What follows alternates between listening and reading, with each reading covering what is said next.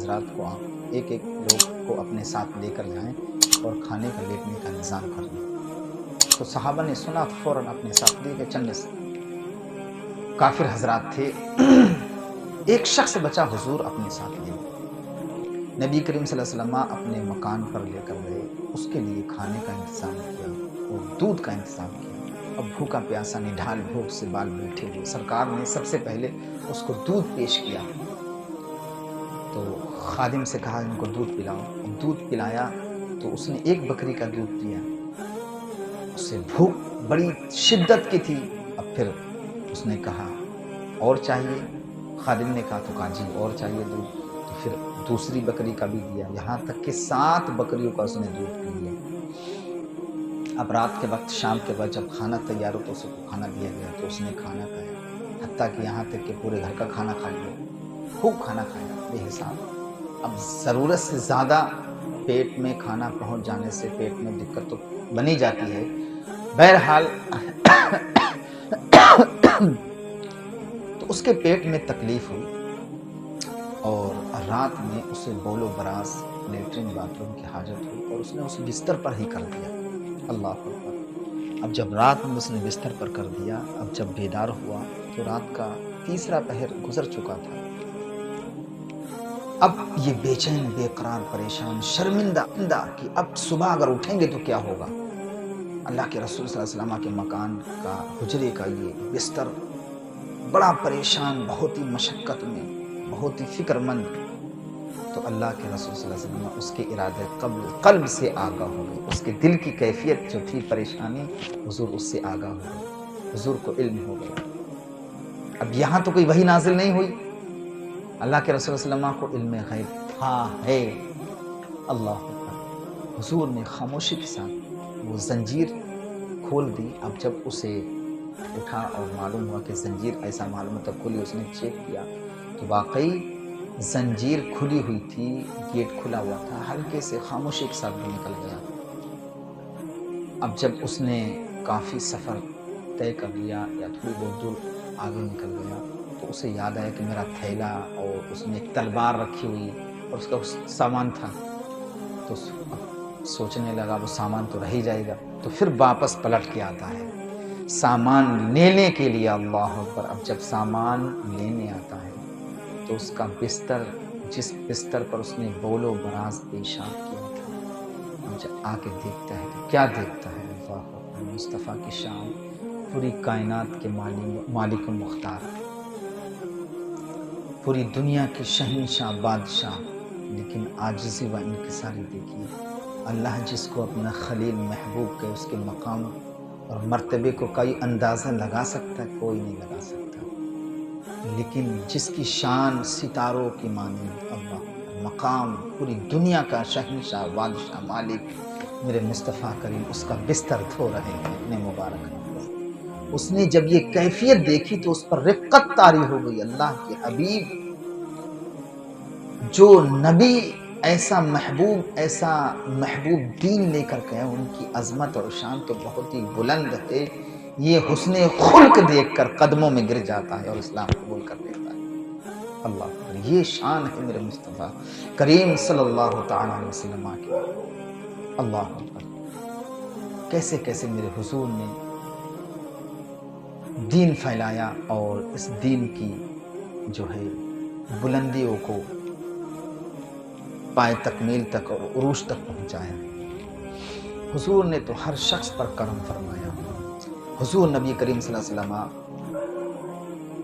ایک دن تشریف لے جا رہے تو جنگل کی طرف، تو خیمے میں، ایک جنگل میں ہی خیمہ بنا ہوا، اس میں ایک شخص سو رہا شکاری، اور دیکھا ہے کہ ہرن رسیوں سے جکڑی ہوئی ہے۔ اب جب ہرن کی نظر حضور پر پڑتی تو پکار اٹھتی ہے، یا رسول اللہ میری مدد فرمائیے۔ اللہ کے محبوب نے جب دیکھا کہ ہرن بندھی ہوئی ہے اور فریاد کر رہی ہے، مجھے یاد کر رہی ہے، مجھ سے کچھ کہہ رہی ہے، کچھ طلب کرنا چاہتی، حضور رک گئے۔ کتنے حضور کریم ہیں، کن کن پر کرم فرماتے ہیں۔ اللہ جانوروں پر بھی رحم فرمانے والے، میرے مصطفیٰ کریم اللہ نے ایسا حبیب عطا فرمایا، ایسا محبوب عطا فرمایا جو انسانوں کا حق تو بہت دور کی بات ہے، جانوروں کو حق بھی ادا کرے اور جانوروں کو حق بھی نہ چھیننے دے۔ اللہ اکبر کبیرہ۔ مصطفیٰ کی شان اور عظمت اور بزرگی اور برتری دیکھیے حضرات محترم۔ وہ ہرن حضور کی بارگاہ میں عرضگزار ہوتی ہے، یا رسول اللہ میں اسی جنگل کی رہنے والی ہوں، اس شکاری نے مجھے شکار کر لیا، مجھے پکڑ لیا، یا رسول اللہ میرے چھوٹے چھوٹے 2 بچے ہیں اسی جنگل میں، بھوک اور پیاس سے بلک رہے ہوں گے، یا رسول اللہ اگر میں نہ پہنچی تو میرے بچے مر جائیں گے، یا رسول اللہ مجھے چھوڑ دیجئے، مجھے اس سے چھڑوا دیجئے اور میں اپنے بچوں کو دودھ پلا کر کے آ جاؤں گا۔ اللہ کے محبوب نے جب سنا تو اس کو چھوڑ دیا۔ اب چھوڑ دیا تو شکاری بیدار ہو گیا۔ ایک روایت میں یہ تھا کہ شکاری سوتا رہا، اب شکاری بیدار ہو جاتا ہے، کہتا ہے یا رسول اللہ چھوٹا ہوا شکار اب کہاں واپس آئے گا؟ اللہ کے محبوب نے کہا نہیں، وہ آئے گا۔ اب وہ ہرن اپنے بچوں کو دودھ پلاتی ہے، دودھ پلانے کے بعد جیسے ہی چلتی ہے تو ہرن کے بچے بھی ماں کے قدموں سے لپٹ جاتے ہیں اور امی کے ساتھ ساتھ چلے آتے ہیں۔ حضور کی نگاہ پڑتی ہے تو اس اعرابی سے، اس شکاری سے کہتے دیکھ تیرا شکار آ رہا ہے۔ اللہ اکبر۔ یہ منظر دیکھ کے حیرت میں اور تعجب میں پڑ گیا، قدموں میں گر جاتا ہے، وہ بھی اس کی حقانیت کو تسلیم کرتا ہے۔ اللہ اکبر۔ پھر حضور اس شکاری سے کہتے اس ہرن کو چھوڑ دے، کہ وہ ہرن کو آزاد کر دیتا ہے۔ ایسے حضور میرے مصطفیٰ کریم انصاف دلاتے ہیں، مظلوموں پر ظلم کو چھٹاتے ہوئے ان کو انصاف بھی دلاتے ہیں، ان کو رہائی بھی دلاتے ہیں۔ اللہ اکبر۔ میرے سرکار کی شان اور عظمت اور بزرگی اور برتری یہ ہے۔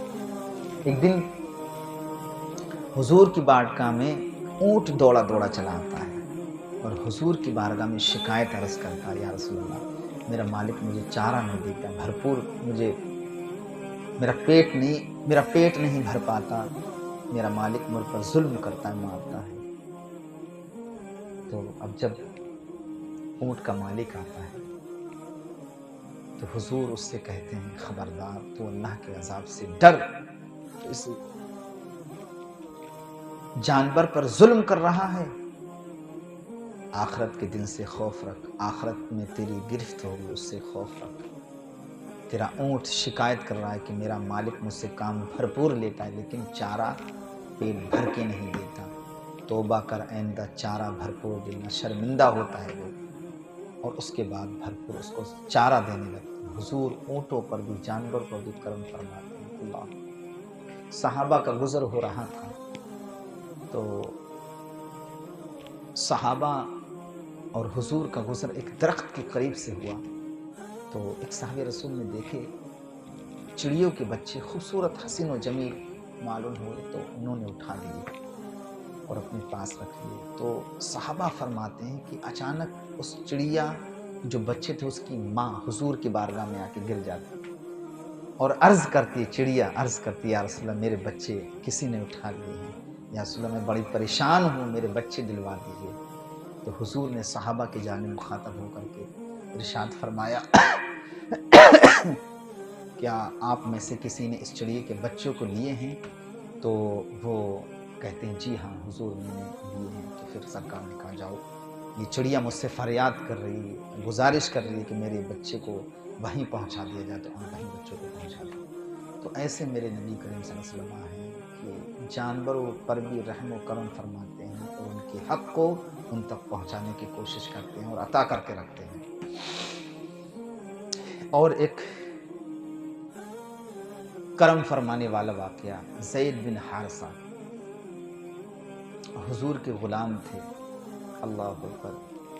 غلاموں کے ساتھ تو بہت ہی غلط سلوک کرتے ہیں، اہل عرب کیا کرتے تھے، سارے مشقتوں کے کام انہی پر ڈال دیا کرتے تھے اور بڑی پریشانیوں کے ساتھ ان کی زندگی گزرا کرتی تھی، لیکن حضور نے غلاموں کی بھی شان کو بہت ہی بلند کر دیا۔ اللہ اکبر کبیرہ۔ کیسے کیسے حضور نے کرم فرمایا اپنے غلاموں پر، اپنے امتیوں پر۔ زید بن حارثہ کے بارے میں تو ان کی والد صاحب رو رو کے आंखें सुजा लिया करते थे उनके दीदार के लिए कि मेरा बेटा न जाने किस हाल में होगा। तो एक दिन मुलाकात हो जाती है मक्का मुकर्रमा के अंदर। तो फिर ज़ैद बिन हारिसा से कहते हैं उनके वालिद साहब, चिपट के रोते हैं, कहते बेटा मैं कितने दिन से आपकी तलाश में हूँ।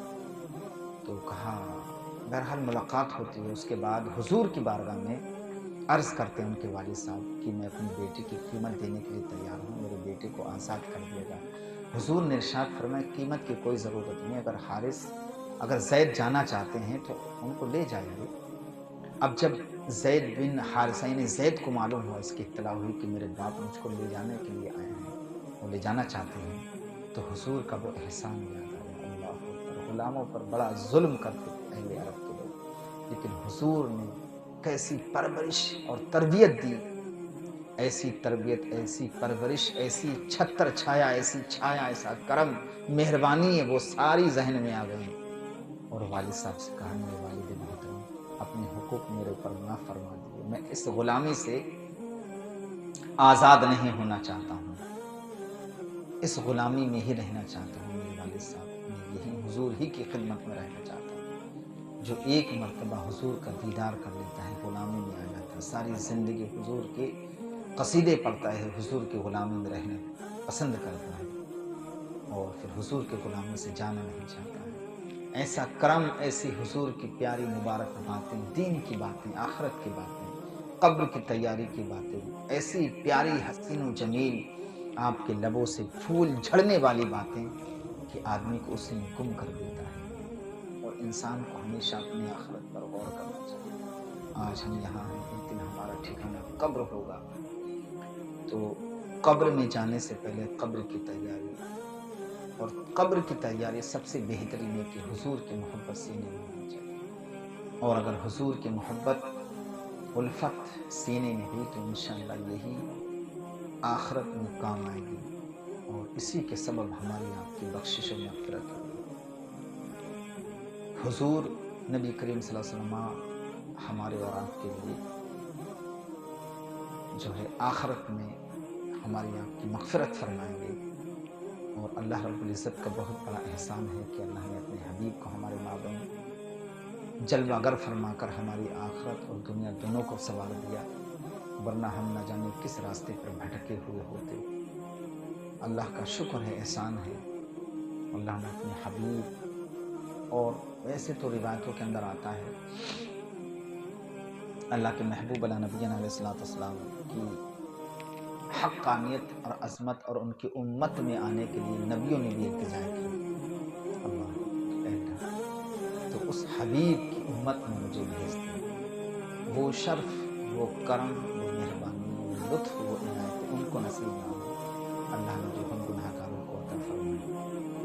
लेकिन अफ़सोस, सदफ़ अफ़सोस इस बात का है कि कुछ लोग आज भी हुज़ूर की अज़मत को ना समझ सके।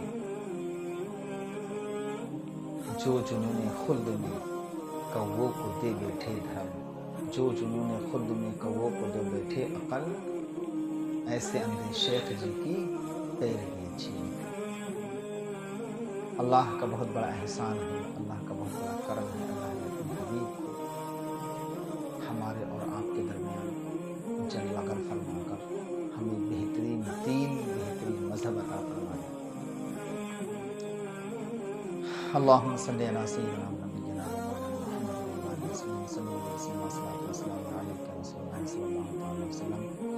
अल्लाह ताला अपने हबीब पाक सल्लल्लाहु अलैहि वसल्लम के वसीले पाक से हम सब की मुश्किलें आसान फरमाए।